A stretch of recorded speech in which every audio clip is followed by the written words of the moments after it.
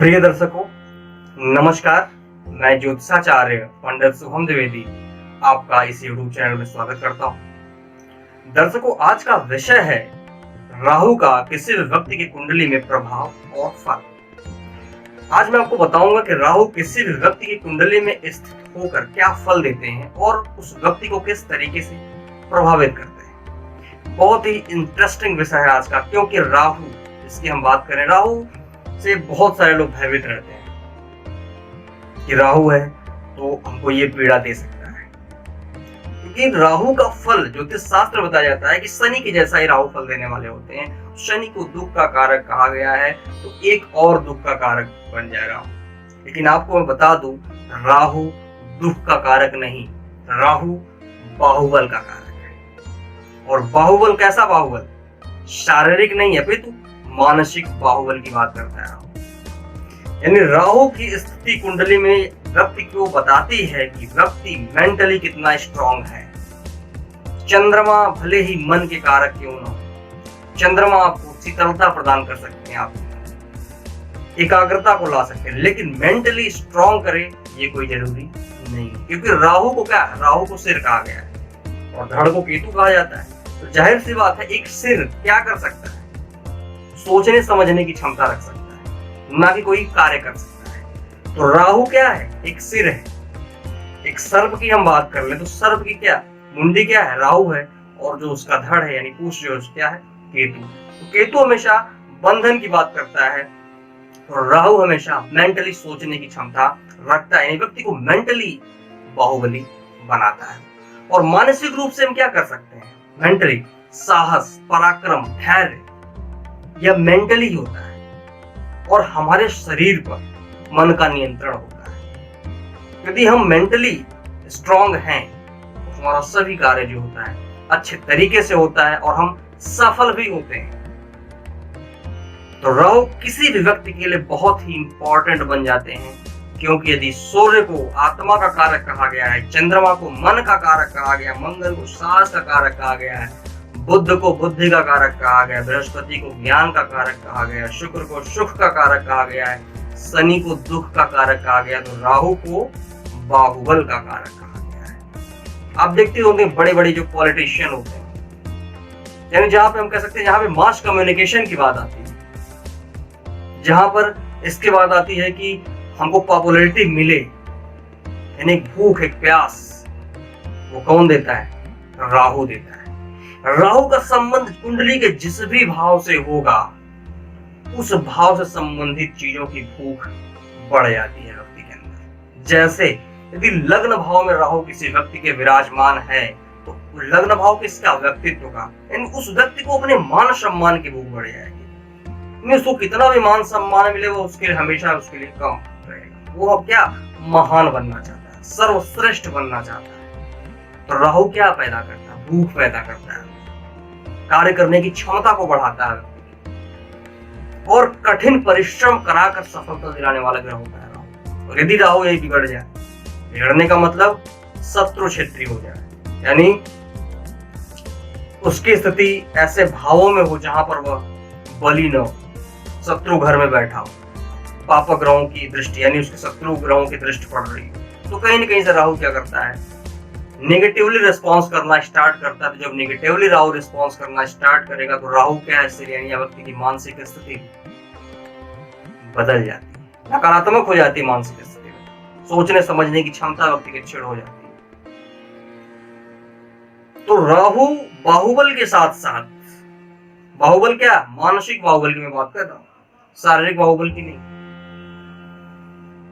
शारीरिक बाहुबल आपका जो लग्नेश होगा वो आपको प्रदान कर देगा, लेकिन यदि मेंटली बाहुबल, मेंटली स्ट्रांग की बात करेंगे तो चंद्रमा के साथ साथ राहु की स्थिति को भी देखना अत्यंत आवश्यक होता है, तभी हम कह सकते हैं कि मेंटली स्ट्रांग है। और राहु क्या करता है? राहु को हिप्नोटिज्म की शक्ति प्रदान है। राहु ग्रहों को हिप्नोटाइज करता है, सम्मोहित करने की क्षमता रखता है। जो भी ग्रह राहु के संपर्क में आते हैं वो उनको सम्मोहित कर लेता है। शायद यही रीजन है कि बृहस्पति राहु की जब भी युति होती है तो गुरु चांडाल दोष बन जाता है। क्यों? क्योंकि बृहस्पति ज्ञान के कारक ग्रह राहु के संपर्क में जैसे ही आए, राहु उनको हिप्नोटाइज करेगा और अपने अकॉर्डिंग काम कराएगा। क्यों? क्योंकि राहु है पाप ग्रह। तो जाहिर सी बात है, जब एक ज्ञानी व्यक्ति कोई गलती करता है तो उसको लोग मूर्ख नहीं महामूर्ख कहते हैं। इसलिए गुरु के साथ राहु की युति गुरु चांडाल दोष बना देती है। तो जो भी ग्रह राहु के संपर्क में आता है वो कहीं न कहीं से प्रभावित, नेगेटिवली इफेक्ट होता है, क्योंकि राहु को छाया ग्रह भी कहा जाता है। जिस भाव से संबंध बनाते हैं उस भाव को एक छायापूर्ण कर देते हैं।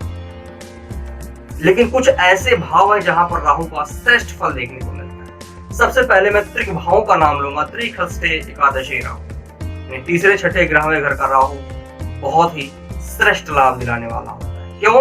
क्योंकि तीसरा भाव जो होता है साहस और पराक्रम का भाव होता है और राहु का यहाँ से विशेष संबंध है। क्योंकि जो लोग परिश्रम नहीं करते हैं उनके लिए राहु हमेशा नेगेटिवली रिस्पॉन्स करता है। और कहीं ना कहीं राहु की स्थिति ही बताती है कि व्यक्ति कितना परिश्रमी है। भले ही कर्म क्षेत्र का स्वामी कोई और क्यों ना, राहु स्ट्रांग है तो आपके अंदर पेशेंस होगा, आपके अंदर धैर्य होगा, साहस होगा, पराक्रम होगा। और बिना साहस पराक्रम धैर्य के काम करना व्यर्थ। क्योंकि पता चला आपने कर्म किया, फल नहीं मिला, आप निराश होकर के बैठ गए, तो अभी आप सफल नहीं हो पाएंगे। इसके लिए क्या जरूरी है? धैर्य जरूरी है। कौन देता है? राहु देता है। तीसरे घर का राहु व्यक्ति को बड़ी से बड़ी सफलता दिलाता है।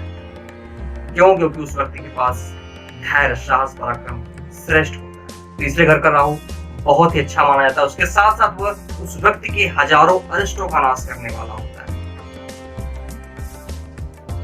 छठे घर की बात करें, त्रिभाव, दूसरा त्रिभाव होता है। छठा घर किसका? शत्रु, रोग, ऋण का होता है। छठे घर में राहु शत्रुहंता योग बनाता है। व्यक्ति शत्रु, रोग, ऋण से मुक्त होता है। लेकिन यदि राहु वहां पर अशुभ हो जाए, यानी शत्रु क्षेत्री हो जाए, तो व्यक्ति को गलत संगति भी करवा सकता है। तीसरे घर की बात करें, त्रिभाव की, एकादश भाव जिसको लाभ स्थान कहते हैं, तो राहु एकादश भाव में बैठ कर व्यक्ति को श्रेष्ठ लाभ दिलाता है। यानी लाभ का मतलब क्या? उसको सडन यानी अचानक से लाभ, आकस्मिक लाभ की जब हम बात करते हैं, उसको आकस्मिक लाभ हो सकता है उस व्यक्ति को कभी धन से। लेकिन हाँ, लाभ जैसा उनकी बताया, राहु क्या? भूख और प्यास कहते हैं राहु।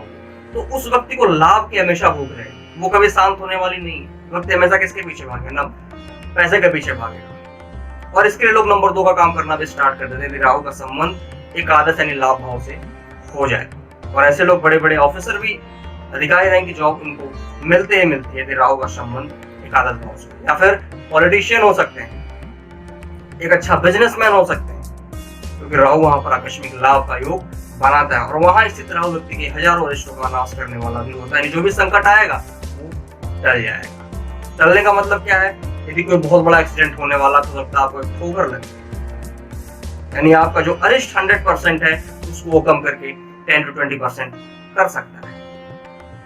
इसीलिए दर्शकों मैं आपको बता रहा हूँ कि राहु का जो रोल है कुंडली में बहुत ही अच्छा माना जाता है। भाग्य भाव में स्थित राहु परम भाग्यशाली बना देता है। लेकिन हाँ, इनका फल शनि से मिलता जुलता है। जहां पर बैठेंगे वहां पर अच्छा फल देते हैं, लेकिन जहां पर राहु की दृष्टि पड़ेगी वहां पर केतु होंगे।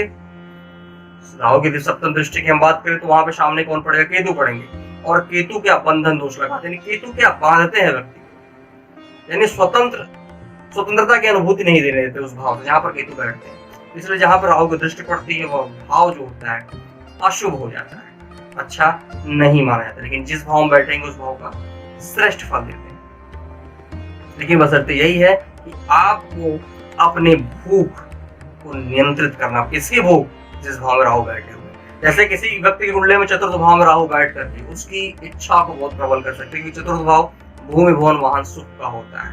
यानी व्यक्ति ये चाहेगा कि उसके पास लग्जरियस गाड़ियां हो, आलीशान भवन हो, लेकिन यदि वो सब नहीं होगा तो व्यक्ति हमेशा निराश रहता है। तो राहु व्यक्ति की क्या? भूख को बढ़ाते हैं। तो उस पर नियंत्रण करना जरूरी है।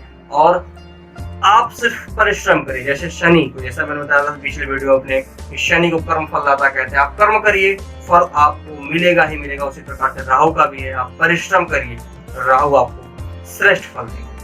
पेशेंस रखिए, साहस और पराक्रम दिखाइए, आप सफल जरूर होंगे, यह राहु कहते हैं। तो दर्शकों, राहु के बारे में आज मैंने आपको बताया। और यदि हम इनके स्वराशि की बात करें, जैसा कि मैंने स्वभाव बता दिया, इनका स्वभाव कैसा है, क्रूर स्वभाव है, पाप ग्रहों की श्रेणी में आते हैं ये।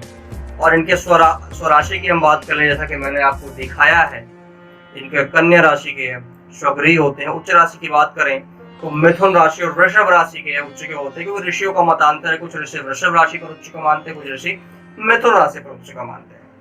और नीच राशि की बात कर लें तो वृश्चिक और धनु राशि, यानी वृषभ राशि के उच्च के होंगे तो वृश्चिक राशि के नीच के हो जाएंगे, मिथुन राशि के उच्च के होंगे तो धनु राशि के नीच के हो जाएंगे। हालांकि राहु का मिथुन राशि पर श्रेष्ठ फल देखा गया, इसलिए मिथुन राशि पर राहु उच्च के माने जाते हैं, जिसको उनका श्रेष्ठ फल मिलता है। और मित्रता की बात करें तो पंचदा ग्रह मैत्री चक्र हमेशा देखें, क्योंकि पंचदा ग्रह मैत्री चक्र देखने के बाद ही राहु का ग्रहों से मैत्री देखी जाती है, क्योंकि पंचदा ग्रह मैत्री चक्र नैसर्गिक और तात्कालिक मैत्री को मिला करके बनाई जाती है। और उस कंडीशन में राहु जिस भी ग्रह के मित्र होंगे, यदि उनकी राशि पर राहु विराजमान है तो राहु का फल वहां पर श्रेष्ठ होगा। लेकिन पंचदा ग्रह मैत्री चक्र में जो ग्रह राहु के शत्रु होगा, यदि उस ग्रह की राशि पर राहु विराजमान है तो समझ लीजिए कि आपको राहु नेगेटिवली रिस्पॉन्स करेंगे, नहीं ना राहु का नकारात्मक प्रभाव देखने को मिलेगा। लेकिन राहु जब नेगेटिव होते हैं, राहु पहचान कैसे करें?